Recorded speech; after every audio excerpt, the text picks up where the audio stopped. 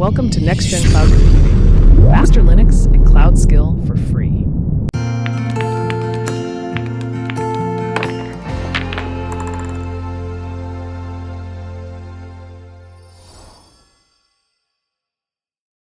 Hello everyone, and welcome to this beginner-friendly session. Today, we'll dive into understanding the Linux file system. If you're new to Linux, don't worry. The structure might seem complex at first, but we'll explain it in simple terms. By the end of this session, you'll know the names of important directories, what they do, and how to interact with them. Before we begin, let's understand what a file system is. A file system is like a digital filing cabinet. It organizes and stores your files and folders on your computer. Linux uses a file system with a tree-like structure. At the top of this structure is the root directory, represented by a single /authork.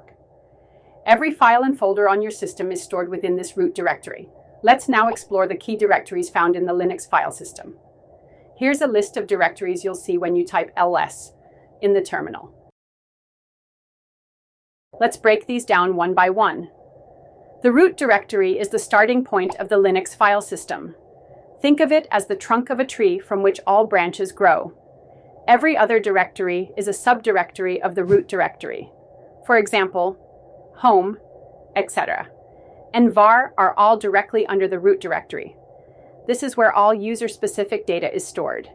Each user on the system has their own folder inside home. For instance, if your username is John, your personal files will be in home John. It's like the user's folder in Windows. The bin directory contains essential programs that all users can use. Examples include the ls command for listing files, the cp command for copying files, and the mv command for moving files. The tmp directory is used for temporary files. For example, if you download a file and it's being processed in the background, it might be temporarily stored here. This directory is cleaned up every time the system reboots. The dev directory contains special files representing devices. For example, your hard drive might be represented as devs.da. This makes devices accessible like regular files. The proc directory provides information about running processes. For example, the file @proc CPU info contains details about your CPU.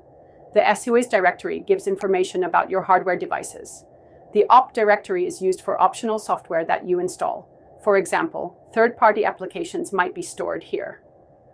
The root directory is the home directory for the root user, also known as the system administrator. The boot directory contains files needed to start up the system. For example, the Linux kernel, which is the core of the operating system, is stored here.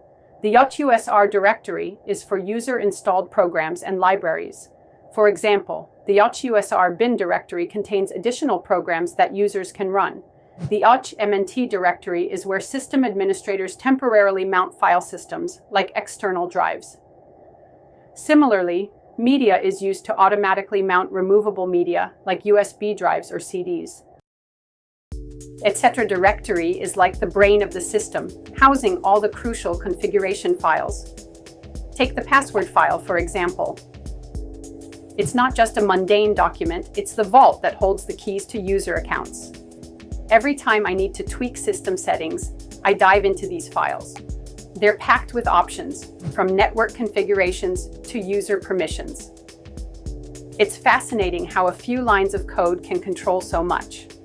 Each change I make can optimize performance or enhance security. It's like being a digital conductor, orchestrating the symphony of the system. Understanding these files is essential. They're the backbone of how everything runs smoothly. Here's a quick recap of what we learned today. The root directory, is the starting point of the Linux file system.